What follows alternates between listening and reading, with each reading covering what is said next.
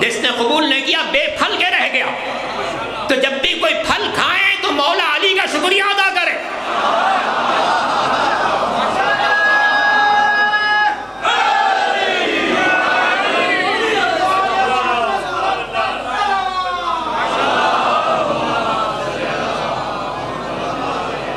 کوئی پھول سونگھے خوشبو اچھی معلوم ہو تو مولا کا شکریہ ادا کرے کہ آپ کی وجہ سے خوشبو آ گئی. فرمایا جانداروں میں جس جانور پر پیش کیا گیا جس نے قبول کیا وہ حلال مقرار پایا, جس نے قبول نہ کیا حرام بنا. تو جب بھی کسی جانور کا گوشت کھائیں مولا کا شکریہ ادا کریں کہ مولا آپ کی وجہ سے یہ حلال قرار پایا, حلال قرار پایا. دنیا میں بھی ولایت علی مؤثر ہے, آخرت میں بھی مؤثر ہے, آخرت میں مؤثر ہے. کوئی شخص پل صراط سے نہیں گزر سکتا جب تک کہ علی کا لکھا ہوا پاسپورٹ نہ ہو, پاسپورٹ نہ ہو. اے دنیا والوں سوچو, یہاں کا پاسپورٹ اور ہے, وہاں کا پاسپورٹ اور ہے. تم نے یہاں کا پاسپورٹ حاصل کر لیا دنیا کے ملکوں میں سیر کرنے کے لیے, چین چلے جاؤ, جاپان چلے جاؤ, کوریا چلے جاؤ, کہیں چلے جاؤ. سوچو وہاں کا پاسپورٹ ہے یا نہیں. پاسپورٹ نہ ہو تو انسان میں ہتھکڑیاں لگا دی جاتی. کچھ لوگوں کو یہاں بھی ہتھکڑی لگی ہوئی ہے, ہر نماز میں ہتھکڑی لگ جاتی.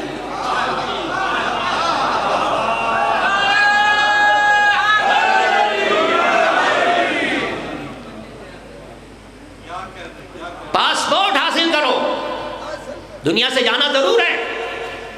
جب دنیا سے جانا ہے تو پل صراط پر صرف ایک پاسپورٹ کام آئے, ایک پاسپورٹ کام آئے گا, ولایت علی ابن ابی طالب کا پاسپورٹ. ہم پر اللہ کا احسان ہے کہ اس سے میں ہر دور میں علی اور اولاد علی سے وابستہ کرا. چھٹے امام کے بارے میں آخری بات اور پھر مسائل کی کچھ باتیں تاکہ اس کے بعد جو علماء ذاکرین آنے والے ہیں آپ ان سے فیض حاصل کریں. امام کے شاگردوں کی تعداد 40,000 لکھی گئی ہے. 40,000 شاگرد. ان 40,000 میں 4,000 علماء تھے, فقہا تھے, مفسرین تھے, محدثین تھے. 4,000 صرف علماء, فقہا, محدثین, مفسرین, فلکیات کے خواہش مند, زمینی باتیں جاننے والے, آسمانوں کی باتوں کا خواہش مند. یہ 4,000 علماء سارے عالم اسلام. عالم اسلام میں اس وقت کوئی ایسا صاحب علم نہیں تھا جو ڈائریکٹ امام کا شاگرد نہ ہو. یہ اور باتیں کچھ نے اعتراف کیا, کچھ نے نہیں کیا. کچھ نے اعتراف کیا جیسے امام اعظم جناب ابو حنیفہ, انہوں نے اعتراف کیا. وہ کیا کہتے ہیں, ان کا ایک جملہ موجود ہے, سارے حنفی حضرات اسے نوٹ کر لیں, اپنی کتابوں میں جا کے پڑھ لیں. چھٹے امام کے بارے میں جناب امام اعظم جناب ابو حنیفہ کہتے ہیں لولا السنتان لہلک النعمان, اگر میری زندگی کے وہ 2 سال نہ ہوتے جو میں نے چھٹے امام کی خدمت میں گزارے تو میں یقیناً ہلاک ہو جاتا. اب غور کیجئے, چھٹے امام کے بارے میں امام اعظم نے کہا اور مولائے کائنات کے بارے میں زمانے کے خلیفہ وقت نے کہا کہ لولا علی لہلک, اگر علی نہ ہوتے تو میں ہلاک ہو کر رہ جاتا. اب ان 2 فقروں کو محفوظ کر لیجئے. ایک وقت میں خلیفہ وقت نے کہا اگر علی نہ ہوتے تو میں ہلاک ہو جاتا. دوسرے وقت میں فقیہ شہر نے کہا اگر اولاد علی نہ ہوتی تو میں ہلاک ہو جاتا. گویا دنیا نے اعتراف کر لیا وفات پیغمبر کے بعد 2 سلسلے چلے ہیں, ایک ہلاک ہونے والوں کا راستہ ہے, ایک ہلاکتوں سے بچانے والوں کا راستہ ہے. وفات پیغمبر کے بعد 2 سلسلے چل رہے ہیں, ایک ہلاک ہونے والوں کا راستہ ہے, ایک ہلاکتوں سے بچانے والوں کا راستہ ہے. غیروں کا راستہ ہلاک ہونے والوں کا راستہ ہے, ہلاکتوں سے بچانے والے علی ہیں, اولاد علی, علی ہیں اور اولاد علی. یہی علی اور اولاد علی دنیا کی ہلاکت سے بھی بچانے والے ہیں, آخرت کی ہلاکت سے بھی بچانے والے. مولا کائنات کا جملہ تاریخ میں محفوظ ہے. کیا فرماتے ہیں مولا؟ یاد رکھو, یاد رکھو, میرے ماننے والے، میری تعلیمات پر عمل کرنے والے بن جاؤ تو میں یہاں بھی ضامن ہوں، وہاں بھی ضامن ہوں، پلے صراط پر ضامن ہوں گا، محشر میں ضامن ہوں گا، میزان پر نازم ضامن ہوں گا۔ پیغمبر کے بعد بڑے بڑے لوگ دنیا میں آئے، مگر کوئی ایسا نہیں ہے جس نے یہ ضمانت لی ہو کہ تم میرے بن جاؤ تو وہاں بھی ضامن ہوں۔ کوئی نہیں ملے گا۔ خلفاء ملیں گے، اصحاب ملیں گے، تابعین ملیں گے، تبع تابعین ملیں گے، بڑے بڑے نام ملیں گے، حکومت کرنے والے بہت ملیں گے، مگر کسی نے یہ ذمہ داری نہیں لی ہے کہ تم میرے بن جاؤ تو میں وہاں بھی ضامن ہوں۔ یہ ذمہ داری صرف مولا نے لی ہے۔ بات کہنے میں آتی ہے کہ جب اور بھی بڑے لوگ کہے جاتے ہیں تو انہوں نے یہ ذمہ داری کیوں نہیں لی کہ تم میرے بن جاؤ تو میں وہاں بھی ضامن ہوں۔ بات یہ ہے دوسرے کی ضمانت وہ لے سکتا ہے جسے اپنا یقین ہو، جسے اپنا یقین ہو۔ یہ ضمانت اسی نے لی ہے جو قسیم النار والجنہ، جنت و جہنم کی تقسیم کرنے والا ہے۔ خود سرکار دو عالم نے فرمایا یا علی انت قسیم النار والجنہ، علی تم ہو جنت و جہنم کی تقسیم کرنے والے۔ دین کا ہر چراغ زندہ ہے علی اور اولاد علی کی قربانیوں کی بنا پر زندہ۔ آپ ابھی کربلا کے مصائب سماعت فرما رہے تھے، یقیناً آپ کے اپنی زبان میں جو بات ہے وہ الگ ہوتی ہے۔ ابھی کربلا کے مصائب سماعت فرما رہے تھے، کون ہے جو اکبر جیسے جوان کی میت اٹھا رہا ہے، زبان پر کلمہ شکر ہے ربنا تقبل منا انک انت السمیع العلیم، پالنے والے حسین کا ہدیہ قبول فرما۔ جناب ابراہیم نے حکم خدا سے بیٹے کو زمین پر لٹایا تھا، آنکھوں پر پٹی لپیٹ لی تھی، اس لیے کہ بوڑھے باپ سے جوان کا لاشا دیکھا نہ جاتا۔ جناب یعقوب کے 12 بیٹوں میں سے ایک بیٹا نظروں سے دور ہو گیا تو اتنا روئے آنکھیں سفید ہو گئی، اتنا روئے کہ آنکھیں سفید ہو گئی۔ اسی لیے آپ روایات میں سنتے ہیں کہ جب منہال چوتھے امام کی خدمت میں آئے، کہا مولا کب تک روئیے گا؟